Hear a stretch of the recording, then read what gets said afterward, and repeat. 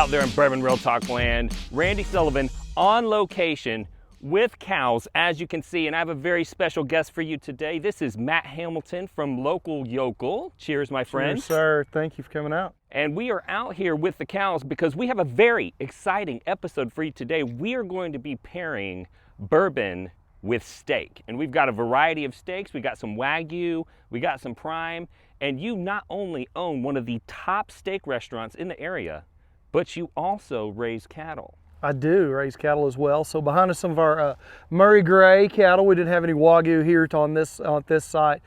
These are Murray Grey grass-fed that'll go into our butcher shop, as well as we finish these cattle on grain to go in our butcher shop. We also background Wagyu here, which will end up on feed for 450 days and then end up at the butcher shop and our restaurant as well. That is awesome. So pretend that I'm a novice, because I am, and explain to us the difference between, say, Kobe beef, which I think a lot of people have heard of Kobe beef, Correct, yeah. and Wagyu and prime, so on and so forth. So a great way to break that down for you is everybody knows about champagne. So champagne is a sparkling wine, but we all know that sparkling wine from California is not champagne, it's sparkling wine. So champagne is a regional product. So when we think about Wagyu, I want you to think of Kobe as a regional product. Wagyu is a breed. Wa means Wa, Japanese, Gu, beef cow. So we tend to say in this part of the world Wagyu in Texas, but it's really Wagyu. So now if we have Wagyu originating in Japan, specifically from the Hyogo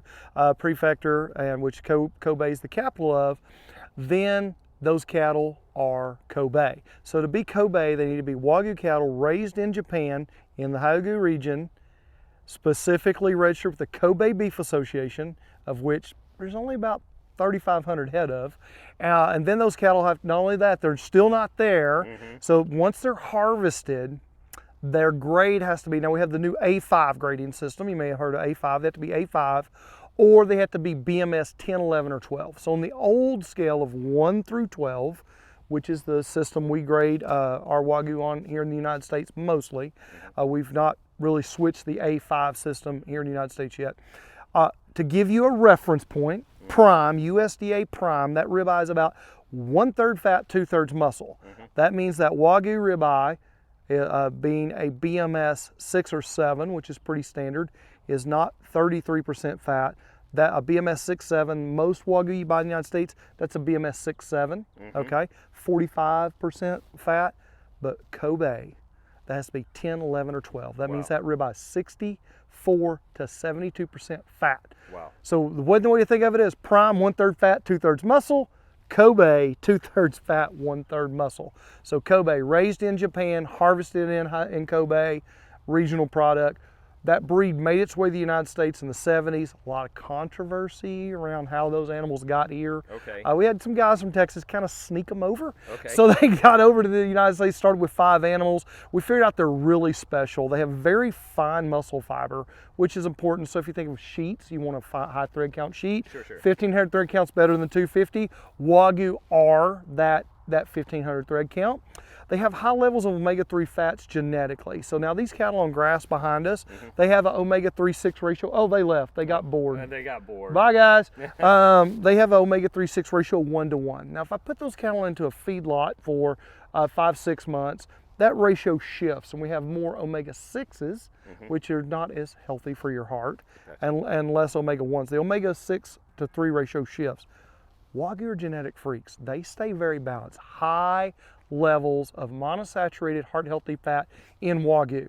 Typically Wagyu fat, we melt that in our hand. So usually your skin temperatures sub 90 degrees, 87, 90 degrees, so that you can melt Wagyu fat in your hand. Polysaturated omega-6 fats, you're going to have a fever of about 120 degrees to melt those fats so they stay liquid in your body. The most interesting thing, we don't really understand how this happened, they bred oleic acid into the fat of the Wagyu. So a lot of people say, oh, did you put butter on this steak? No, the Wagyu fat tastes like butter. Oleic acid is why butter tastes like butter. The Wagyu cattle have oleic acid in their fat. That is amazing. Now, you are a cattle rancher. You raise Wagyu beef.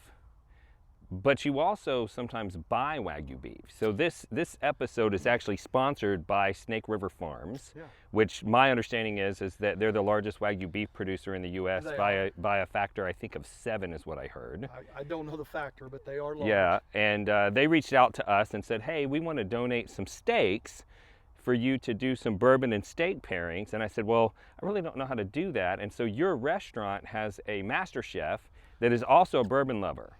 And so that's why we got hooked up. But it was fascinating to me because I know that you raise Wagyu beef, but you're also sometimes buying Wagyu beef. We do buy so we outgrew ourselves. So for the first 4 years, I raised all the cattle, Wagyu, grass-fed, everything.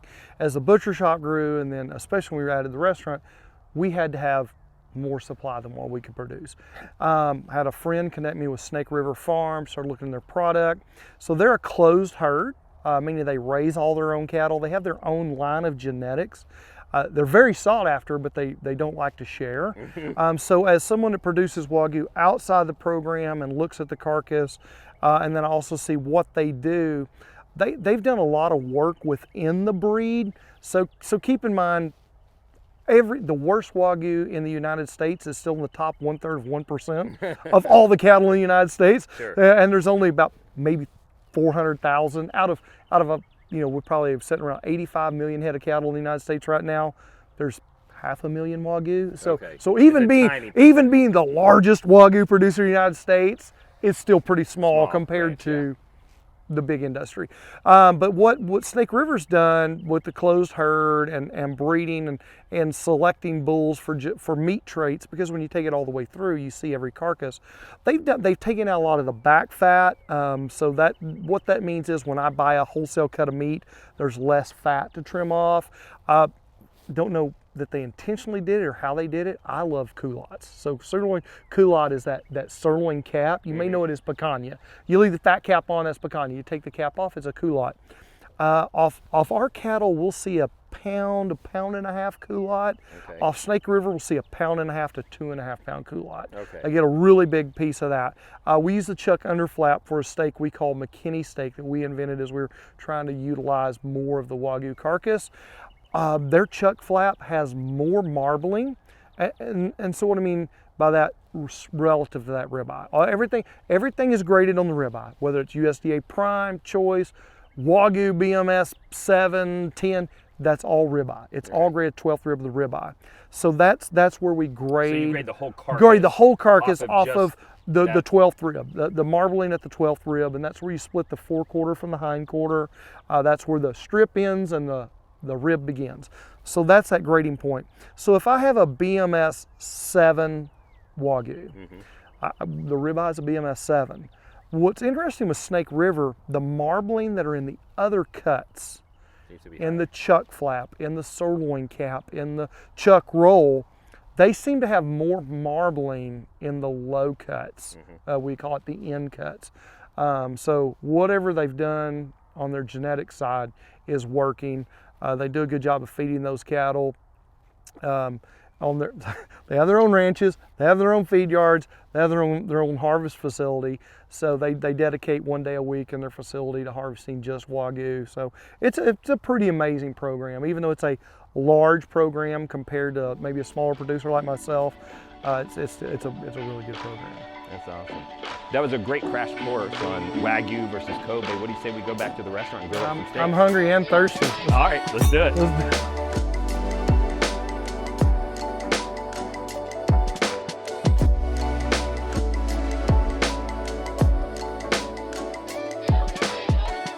Hey there, Bourbon Real Talk listeners and watchers. Randy Sullivan here. Wanted to take a quick break to tell you how you can support the channel. We've had a lot of people that have come into the Bourbon Real Talk family lately, and we're grateful for every one of you. But unlike a lot of other channels, we don't have a Patreon, and I don't allow anyone to sponsor the show. So what I do have, though, is some merchandise. So one of the things that I wanted to show you guys is we have Bourbon Real Talk Glencairns available for sale on our website. And great news, we actually have some wee Glens on their way. So we had wee Glens custom manufactured. They're half the size of a regular Glen, excellent for tasting. On the website, we also have candles. And they're more masculine scents, so this one's like leather. And these candles are manufactured by my daughter's candle company. She wanted to buy her own car, so we helped her start her own business. And she manufactured a line of masculine smelling candles for the Bourbon Real Talk family. The next thing that we have is kind of a little interesting gadget. This is a Glen lanyard. So basically, it goes around your neck like any other lanyard, but it's specifically designed to hold a Glen whiskey glass. And it allows you to go hands-free. So honestly, the first time I saw one of these, I thought it was a silly concept. Then someone gave me one. I used it at a bottle share. It was super efficient, truly made it a more enjoyable experience as I interacted with people. We also have these decorative storage boxes for your whiskey samples. So if you get involved in the whiskey community, you're going to be given samples like this one. And one day you're going to look up and you got little sample bottles sitting all over the place. It doesn't look that good. And so we manufactured these custom storage boxes. Those are available as well. And the creme de la creme of merch for Bourbon Real Talk is the American Whiskey Aroma Kit. So the story on this is I was doing reviews. People kept asking me, how do you learn how to break down the different flavors of a whiskey? And I had learned through a wine aroma kit, but I could not find a bourbon aroma kit that I liked. Most of them came in a cardboard box. The scents didn't always make sense for bourbon. Some of them would say they were for bourbon, but they had scents in there that were really more Scotch focused. And so my wife, who helped with the candle company, helped me curate this box. We crowdsourced the 36 scents that went in this through the whiskey community. And I probably went through about 350 different scents to find these 36. Interesting little tidbit, I've given one of these to the master distiller of a major legacy Kentucky distillery, and he reported back that he loves all the scents and that he uses it to train his sensory team, but I am not allowed to tell you what the distillery is, or it would probably ruin my relationship with them. So, if you saw any of this stuff, you want to support the channel, you can head on over to bourbonrealtalk.com/shop and pick something up. But if you just want to hang out here and learn, I'm totally happy with that as well. Just happy to have you as a listener. All right, we've made it back to the local Yocal. Grill and barbecue or barbecue and grill? Yep. Got to say it in the right order. By the way, if you decide that you want to come here, you're making a good decision, but understand that there's also a local Yocal market and they are different locations. So keep that in mind. Now we are back in this working kitchen, which is very exciting. There's lots of noise going on and there's delicious smells that are coming out. I wish you could be here to smell it. But we have been blessed by Snake River Farms, and they have sent us a couple of cuts of their premium steaks. And Adam here is actually the master chef at the local Yocal, and he is going to tell us some things about these cuts, and he's going to teach us how to properly prepare a steak, and then he's going to show us how to pair it with bourbon. So Adam, welcome to the show. Thank you for having me. So this is a great opportunity to showcase some items from Snake River. We actually are going to start with the Curbita pork chop, and then we're going to move into one of their Angus products, which is the Double R Ranch Angus. It's a prime product, so it's kind of their upper program, and then we have their signature gold Wagyu. So beautiful marbling on all these products, and we're gonna get into it here in a minute. So let's talk a little bit about steaks, because these steaks would actually be quite expensive to purchase. Absolutely. Correct?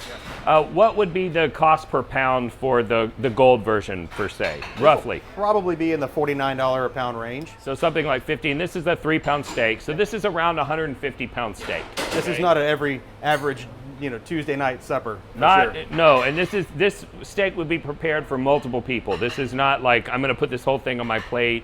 You probably die before you finished eating it, right? Exactly. Yeah. And so one of the things that I have observed is a lot of people who like steak, but they're not experienced. They're afraid to buy a truly premium steak. Right. That is the biggest, I think, detriment to some of these steaks, because people just don't know. But with the resources that are out there, there's a lot of things that people can do. YouTube, I often refer to it as YouTube University. You can learn how to do anything on YouTube. Sure. Well, one thing that I would encourage you if you're at home and you're interested in this level of steak is, one, when a steak is roughly 3 inches thick, it's kind of hard to overcook the center, right? And that's something to take into consideration, because a lot of people start to play with steak and they buy the cheaper cuts, which are typically thinner cuts, which means that the margin of error for cooking it proper is actually pretty small. Pretty small. Is that fair? Absolutely. And so with a steak like this, it's easier, but also with a steak like, if you're gonna spend $150 on a steak, right, and you're gonna use it to feed however many people, it's okay to use a meat thermometer or something like that. There you go. Always. And actually Snake River Farms has partnered with a meat thermometer company, and you can buy it on their website whenever you buy the steak. It's affordable, it's durable, it's rechargeable, and it actually communicates with your smartphone device, and it will not only tell you what the grill temperature is and what the internal temperature is of the meat, but it actually predicts when the meat is going to be done. But you don't necessarily need anything like that here because you're a commercial kitchen, you're used to cooking these things. And so let's talk a little bit about meat preparation, okay? So I've heard recently some people talking about wet aged steaks. What is that? Do you recommend it? What does it do? So with wet aged steaks, you know, you're 90% of steaks on the market at the grocery store, butcher shop, or wherever are going to be considered a wet age, because that's literally just aging in the juices that are in the natural packaging. The big difference between that and dry aging is utilizing air to age your steak versus that packaging. And what's really cool about that is you've got a huge amount of enzyme activity that happens on the muscular level inside the meat that comes from the natural bacteria that flow in the air. And when you're dry aging a steak versus a wet age, you're going to get, a lot of things are going to happen. You're going to get tenderness, flavor development, different flavors that you would never get. It's a lot like aging a bourbon, right? Okay. Where you're getting things over time that you would not get in a short 30-day period. You're getting it over the course of 60, 80, 120 days. We've done 120-day dry aged here that are just astounding in how different they are in flavor from the fresh versus the 120-day dry age. You get notes of blue cheese and Cheetos, and it sounds weird when you're talking about steak, but it also sounds weird that you get cherry and vanilla and bourbon, right? Right. But it's there, it makes sense. So it's one of those things that you just have to experience it to really understand fully what the aging process does. So when I received my Snake River Farms steaks, they were in a vacuum sealed pack, and when I thawed them, it was filled with juice. Yep. And then we had a COVID scare, and the person I was supposed to cook the steaks with said like, hey, why don't we wait until you quarantine a little bit and make sure you're not sick? Sure. And I was like, well, I gotta cook the steaks because I already thawed them. And he's like, no, just wet age them, right? And I was like, wet age, what are you talking about? Like, doesn't the meat go bad in the freezer and all that? And so can you wet age a steak that's vacuum sealed like that, and for how long, and what does it do? That's exactly what is already being done in that vacuum pack, right? So it's already wet aging from the meat packer. It's wet aging from the day it's packed to the day you receive it. And if you leave it in there for an additional 20 to 30 days, it's not going to necessarily hurt the flavor. It'll actually start to kind of tenderize it, and again, develop more flavors that you wouldn't have in a fresh cut steak. Gotcha. All right, so now we've unpacked our steaks. We're done with any aging process or whatever. Actually, before we move on to that, do you recommend that people dry age a steak at home? What do they have to do? I mean, don't you have to have some specialized equipment? Not necessarily. There are some things out there, some really cool products nowadays that allow you to dry age at home. There's a few companies that actually have created a bag that you can put the piece of meat in, and it allows for some oxygen to come in and stuff like that to change the chemical makeup of the meat essentially on that level. But dry aging at home, you need whole muscle. You can't really dry age a single steak. You probably could, but I don't think it would do much. You really want to go whole muscle. So that would be the entire ribeye section, and that's a big purchase up front. Sure. You're spending a lot of money on Wagyu beef. Right. You're holding a whole lot of money on this ribeye to put it in your fridge for, say, 2 months to hopefully not screw it up. Right. No, I hear you. Okay, so we are at the point that we're done with whatever aging process we're going to do to the steak, and it's time to season. All right. So do you do anything to prepare your steaks before you put seasoning on them? Do you rinse them off? Do you add oil? What do you do? Nothing other than allowing them to come to room temperature. So Okay. the biggest key with especially a big thick cut of steak like this, you've got to let it come to temp. right? Allow it to come up at least close to room temperature. I would say an hour minimum. It's going to be fine. Let it sit out. And then all I do is a little bit of a fat of your choice. In our case, we're using rendered marrow fat. So we actually cook bone marrow here, and you end up with a lot of marrow fat left over. So we render that, reserve that fat, and then salt and pepper. Keep it simple. The classic technique. Let the meat, if you're buying good quality piece of meat, let the meat taste as it should. Gotcha. Now, do you think that people have a tendency to over or under season their steak? I would say under. Under. Yeah. See, and I think that I have jokingly, because I've cooked some decent steaks in my day, and I've had people over that are like, oh my God, this is one of the best steaks I've ever had. And they say, what do you do? How do you season it? And I say, well, basically, I put the amount of salt and pepper that you would put on it, and then I double it. Yeah. Because when I buy a steak to serve to somebody, I get a nice thick steak, Right. which means it's got to have a nice crust of seasoning on the outside, or the center part's not going to have any flavor except for just the meat, which on this is probably okay. But if you're getting a thick cut, like lower grade filet or something like that, you really need a nice salt crust. And I've heard a story about a famous chef that was teaching a steak cooking class, and one of the students tried to reprimand him and was like, hey, don't you think you're going a little bit heavy on the salt? And he's like, I'm telling you all right now, you're all under seasoning your steaks, right? And I think that you have to take into consideration the thickness of the cut when you're thinking about how much is that fair? Absolutely. I mean, it's like whenever we do our brisket here, you know, we basically coat the entire brisket in salt and pepper. It's Right. falling off. Right. Because you're not getting that salt into the meat unless you put a bunch and allow it to kind of soak in. I mean, a process called osmosis where you're like curing and brining, it's sucking in that salt, but that takes time. Okay. And on a brisket, that works because you're smoking it for 12 to 14 to 16 hours. On a steak, you're looking at an hour maximum on a steak this thick. Right. So you don't have a lot of time for that salt to kind of soak in like a marinade.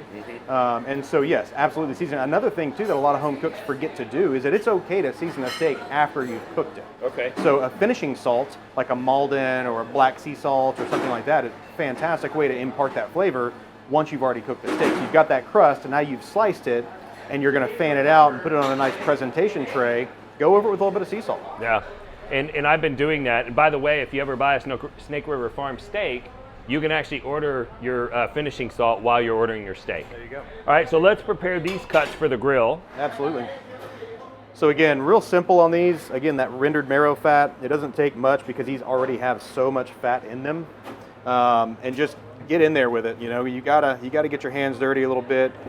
Now this is the gold, and so you're going to see a little bit more marbling on this one. A nice healthy dose of salt on both sides, and then of course fresh cracked black pepper, and that's going to give you. We actually prefer to grind a la minute, if you will. It allows those oils to kind of be fresh and come out. Other side. This is kind of the boring part, right? Just seasoning. I don't know, it looks pretty sexy to me. Yeah, a couple years ago I did a video on prime rib in a similar approach where it was a 3-bone prime rib, and we kind of coined the term the flawless prime rib or something to that effect. Don't forget your edges on these thick steaks. Yeah. And the beauty of that style of prime rib is what we did is we actually cook it in a really high temperature oven, say a 500-degree oven.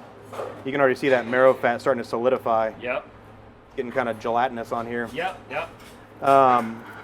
500-degree oven and a huge coat of salt and pepper and a herb butter on the outside, and then turn the oven off and just let the steak finish in that hot oven, and you'd be amazed at how much flavor is developed in that resting process and the juiciness of that final product.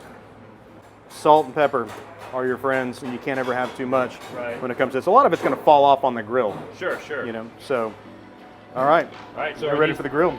Are these guys ready? They are ready to go. That is awesome. Well, let's head over to the grill and grill it up. Do it.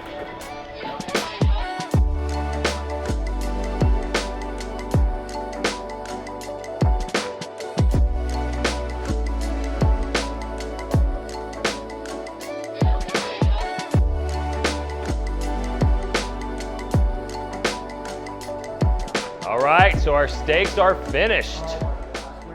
Look at that. That is a thing of beauty. All right, Adam, we got to teach the people. We got premium steaks. They're off the grill. So what do we do? All right, so first and foremost, off the grill or out of the oven, regardless of what you're doing, it needs to rest, right? A lot like what we talked about in the beginning, let your steak hang out at room temperature for at least an hour prior to going onto any cooking vessel whatsoever. Same rule applies at the end, although not so long. About 5 to 10 minutes is usually good, depending on how thick the steak is. And one cool little trick that you can do is make a little teepee with aluminum foil. And that creates a lid that'll allow some of that heat to escape, but not escape so much that you're serving a cold steak, right? So in this case, we brought it out of the oven about 10 minutes ago, allowed it to sit at room temperature. Now we are doing 2 different cuts like we talked about earlier. One of them is Double R Ranch Angus, and then the other is obviously the Snake River Wagyu in Gold. So we actually got sent a little bonus over here right in front of Randy here. So you got some Gold Wagyu Spinalis, some Spinalis over here, which is essentially the rib cap, okay guys? So the rib eye, when you're looking at it, you've got your eye, you've got your bone, and then you have your spinalis on the outer edge. So we call it a rib cap. That is the best part of the rib eye, hands down. So here we have the Angus. Now, anytime you're cutting a steak, always cut against the grain, right? There is literally never a time when you want to cut a steak with the grain. You'll end up with floss, and we don't want floss, we want dinner. So we're going to start on the far side, on the spinalis side, because everybody knows that the first person cutting it gets the first pieces that come off, right? Yes. So we're going to start with the spinalis. That's for me. Everybody else gets the rest. All right, so we've got big chunks of fat in here. We've got some connective tissue that has been broken down over that long cooking process. And then that is what you're looking for, right? So that looks like a prime rib because that's what it is. It's just a smaller version of it, right? So same thing here. Look at the size of the spinalis on that. I don't know if you can get a clear shot of that, but that is a solid inch and a half. You got the chuck end here, rolling into the chuck eye right here. Beautiful piece of meat. And again, cutting against the grain on a bias. I can't cut completely against the grain because the grain's running this way, right? I can't go completely against it, but I can go at a high bias to give you a very similar effect.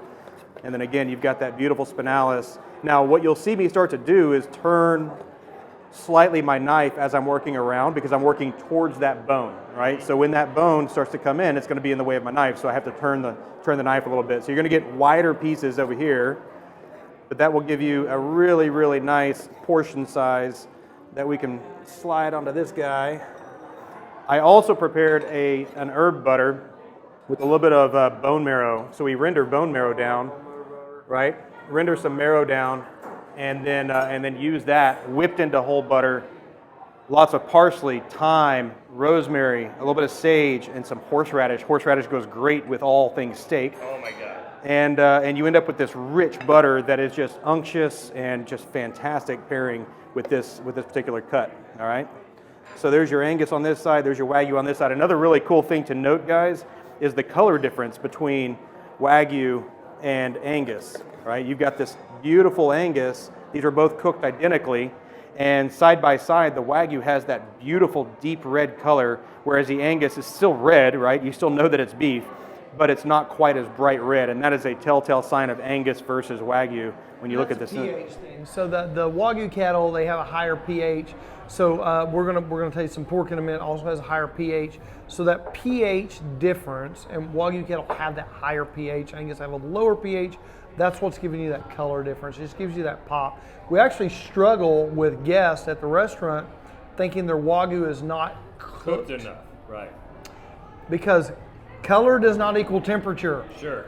But we have guests that want a medium or medium well steak, and they're like, oh, it still has color. No, don't kill it. Don't kill it. Right. Wagyu has that beautiful, bright red color due to the pH of the meat. That's not representative of the temperature it was cooked to. That is as the genetics. It's the pH of the beef. So what do you do with this rendered fat? Do you spread it around? Yeah, so ideally, you let it sit for a moment. As soon as it came out of the oven, and you probably didn't see it, but I had it melting on top of it, so it's kind of already showered into the steak. But then I add a little bit extra. And then another thing that I like to do with these is this big surface area that doesn't get covered in seasoning, right? You got that beautiful crust on the outside, but the middle of the meat has no seasoning necessarily. So a little bit of a finishing salt. In our instance, we're using Malden sea salt. So that little crunch of beautiful sea salt will help to kind of bring everything together and pull out all the flavor. All right, well, why don't you sit down with us and we'll talk about how we can pair this stuff with bourbon. Absolutely. All right, so the moment we've all been waiting for. We have Wagyu ribeye, we have prime ribeye, and we have a high-grade cut of pork chop. Is that correct? That is correct. They have been cooked flawlessly over a wood-fired grill. Over a wood-fired grill by Adam. And we've been educated about the differences between these cuts. But the one thing that I don't know very much about is pairing steak with bourbon, because even though I run the Bourbon Real Talk channel, I mostly drink wine with steak. Sure. So can you tell us why drinking bourbon with steak might be a good idea? So as red wines are acidic, so usually why do you pair red wine with a steak? Those acids cut away those fats. Well, whiskey's even better at cutting away the fats. So it cleans the palate, especially with the Angus. The Wagyu, the palate kind of stays a little bit cleaner, but with the Angus and with the pork, whiskey really helps clean that palate. So as your palate will tend to wax over at the first 3-4 bites. And that means that you're tasting less of the flavor. You're tasting less of the flavor of the meat. Because your mouth's basically coated with wax. It's waxed over. Right. It's waxed over with fats. So historically we've had sauces, whether it's a Carolina acidic-based pork sauce, so you can continue to taste the pork, or whether it's an acid-based steak sauce, so you can continue to taste the steak. Now Wagyu have a leg up that they don't wax your palate over as much, but what we're doing with whiskey is we'll continue to taste a little whiskey to go with it. Who knew? We clean our palate so we can continue to taste the real flavor of the beef. That's amazing. All right, so you're the chef, right? So you think about flavors quite often.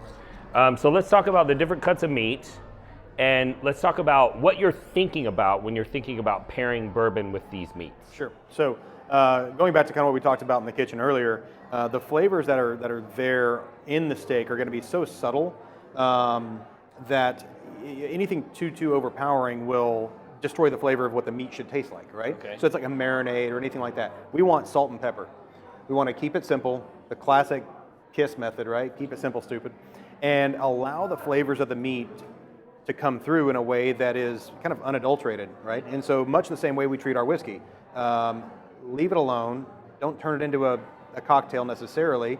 Let the flavors of that maturation process come through, and let the oak come through, and let the actual mash bill come through, so that you can taste those subtleties. And again, much like Matt was explaining, the alcohol content of it being a little bit higher than obviously wine, you're going to have that kind of quick shot burn get through the palate and allow that to kind of cleanse and come back and try more. And you're going to have all these different things that play off of each other. It's a lot like, why does there always have that, or why do you always get that 1 grain of salt in a chocolate chip cookie? It doesn't make any sense. Why put salt in cookies? But when you get it, you know. Right, yeah. You just know. And that's exactly what you're experiencing with this, because when you're tasting that whiskey, you're getting oak, you're getting leather, you're getting all these beautiful flavors that are so subtle to the initial palate taste of it, but then you get the steak in there and it all balances. Awesome. All right, so let's talk about a couple of whiskeys. Do you remember what you have in your glass? This is the... Unallocated? No, the goat. The goat, okay. Yep. So the Prideful Goat, 15-year Kentucky bourbon. It's got a good bit of, fruit flavor, a little bit of rice spice, some clove, nutmeg, some cinnamon, and a little bit of smoke on the finish. So with this whiskey... My glass seems to be... Oh, well, we can't have empty glasses on Bourbon Real Talk. That is unacceptable. But you were not drinking the goat, so I'm going to give you a rinse-a-roo. Bring it. Very generous of you, sir. Very generous. There you go. All right, so... You're a gentleman and a scholar. So when you're thinking about the flavors of this whiskey, it's a little bit higher age, a little bit of barrel tannin, a little bit of smoke, those types of things. Right. What are you thinking of pairing that with? Exactly why I just tasted that, the Angus. You know, it's got a lot of flavors going on with it that allow the Angus to kind of speak for itself, because Angus is going to have a little bit lower of its own backbone, if you will, compared to a Wagyu. And so you don't want to completely overpower it. This one's, it's there, but there's a lot more subtlety to this than with a higher priced, higher proof whiskey. So I'm a novice, I should know, but which one of these is Angus? this is your Angus over here. Okay, all right, let me try it with the whiskey. And so, and Angus just is a little less exciting than Wagyu. It's just, doesn't have the definition. The depth of character and flavor. So the goat is a great pairing with this to kind of to offset it, to balance it. Gotcha. And so is there any whiskey characteristics that you would avoid with this steak? Yeah, actually, again, I would avoid something like a higher rye, because again, you're getting into that place where it's going to literally take that steak and drop kick it out of your mouth. Gotcha. In terms of flavor. Right. You want something a little bit more subtle, not so in your face, and allow the steak to actually come through, because the steak itself needs a companion, not a, you know, play second fiddle to the whiskey. Gotcha. Well, I do have to say, this steak is phenomenal. Good. You did a great job cooking it, and Snake River Farms did a great job raising the cattle, because this is amazing. Oh my gosh. And that herb butter comes through in this one quite a bit as well. So you're getting a lot of that richness. It's still subtle though. It's not overpowering. Right. It's like a symphony. It's not a... It's crescendo. Crescendo, 1, 2, 3, yeah. 1, 2, 3. Okay, all right, so that's the goat.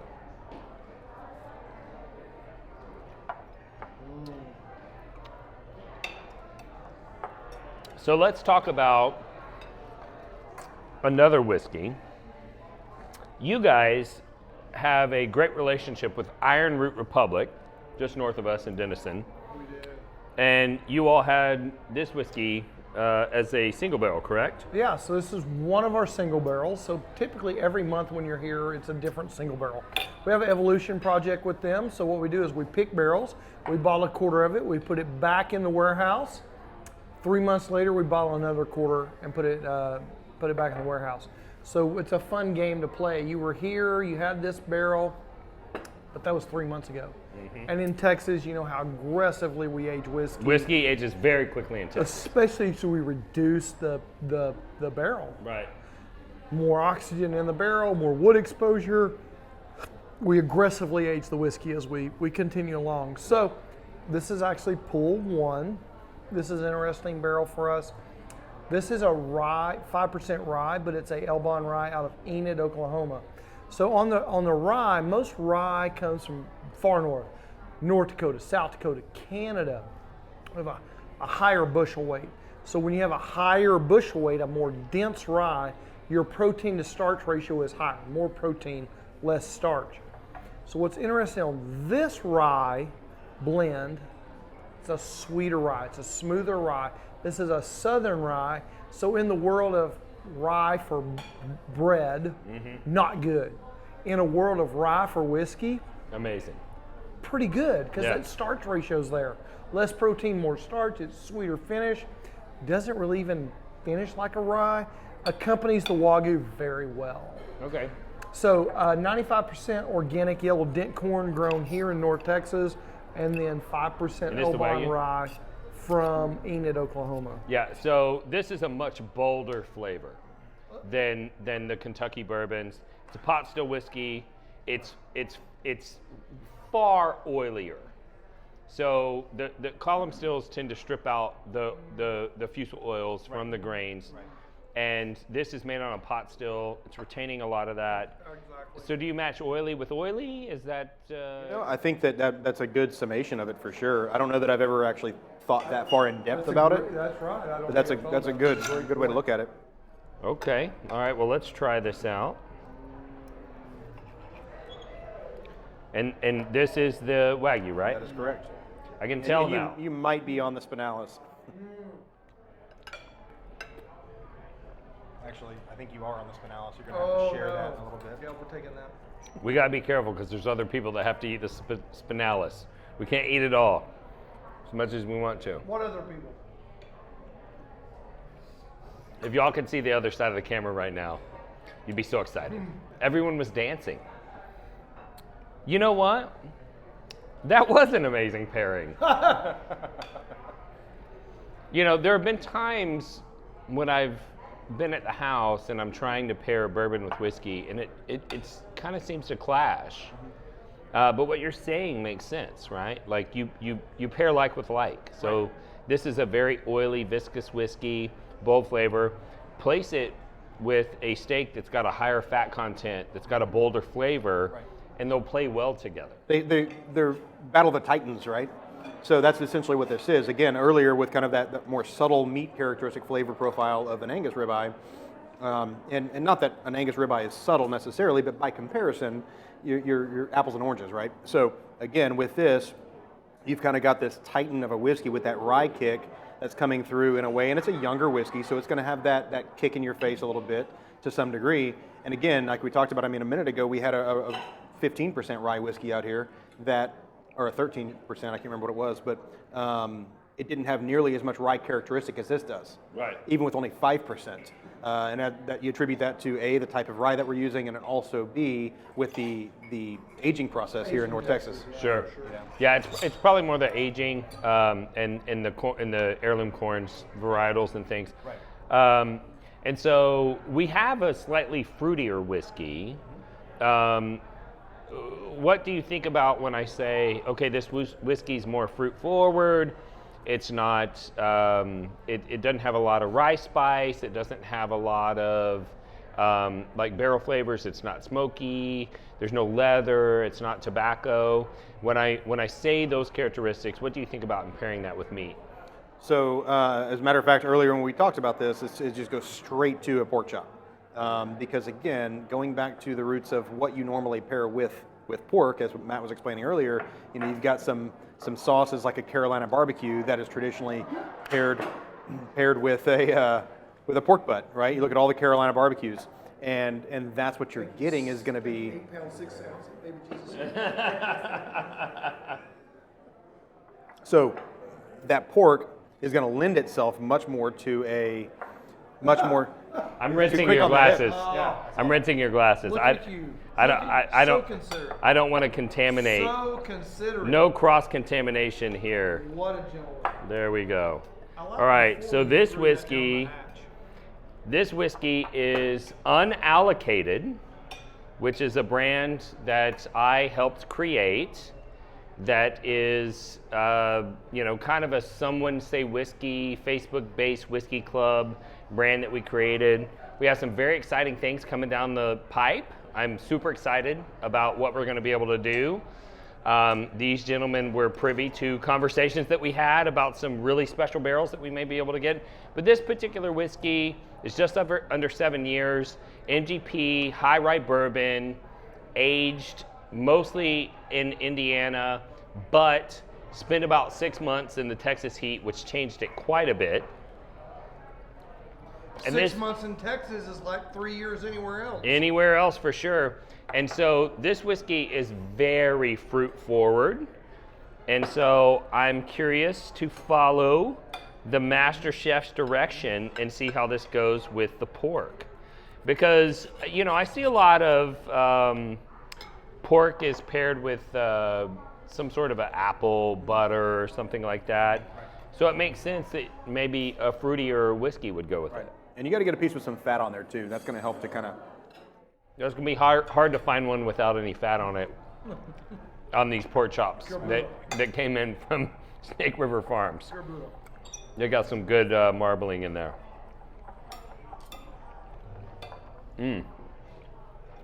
Excellent pork chop. That actually works really, really That well. just pairs so well. Who knew, with whiskey with proteins? Right. And to The be honest, world has talked about pairing wines with proteins for 300 years. I've been afraid. Yeah. I've been afraid to try and pair whiskey with protein, and you guys have convinced me this is the thing that can go down. Yes.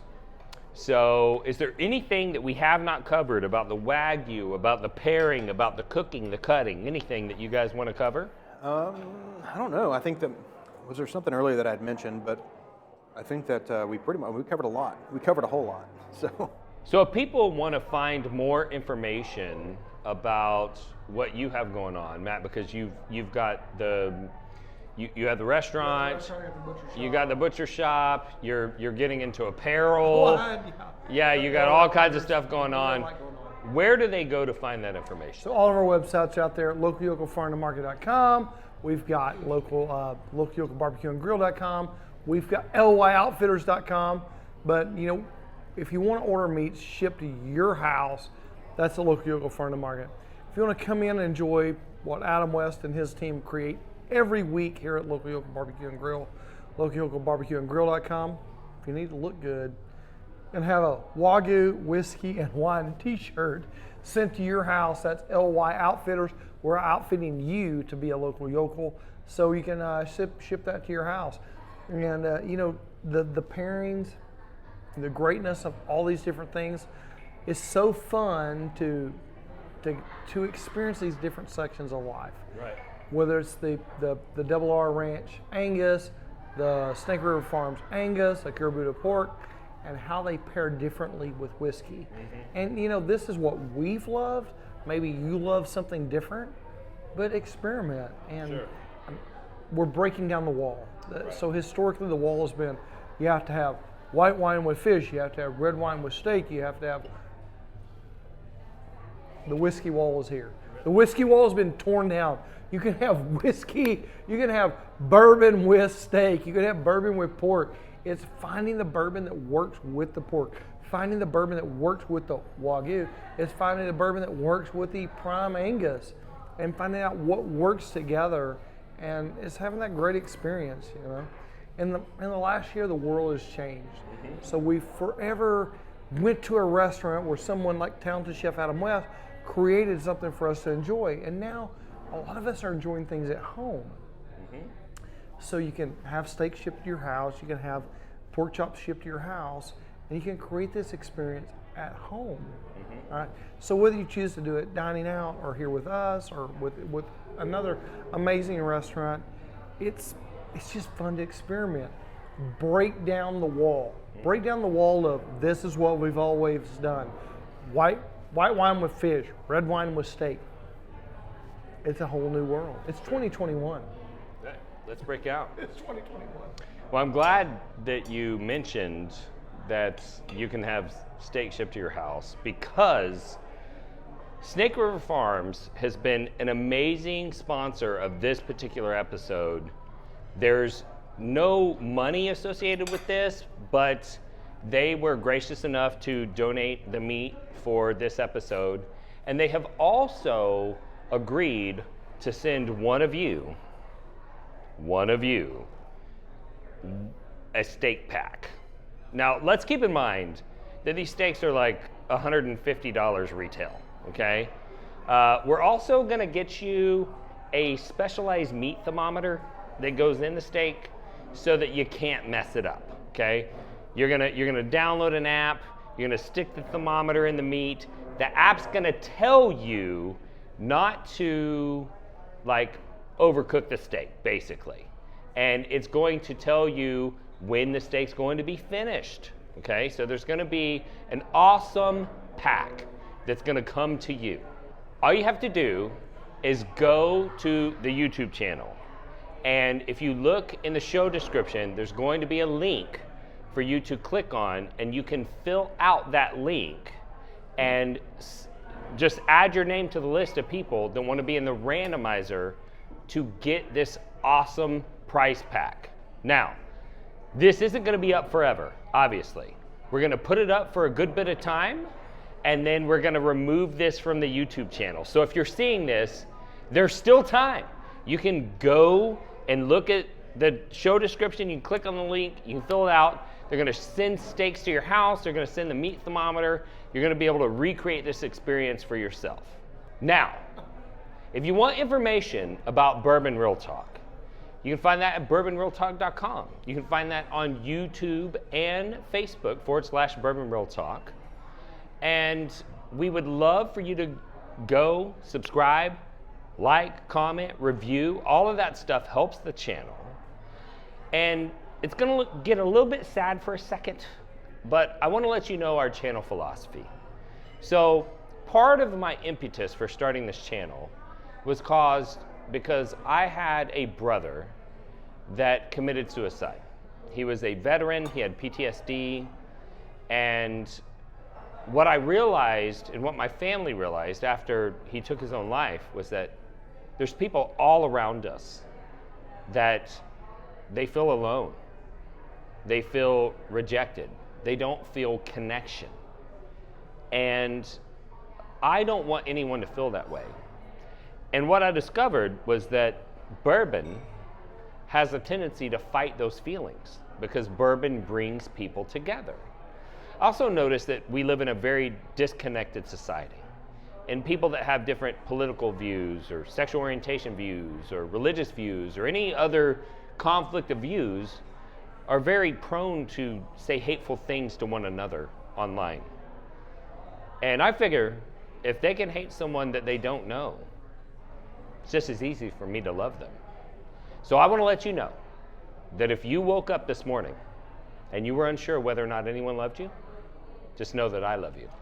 And I'll see you next time on Bourbon Real Talk. Can I have this piece of meat? Yes.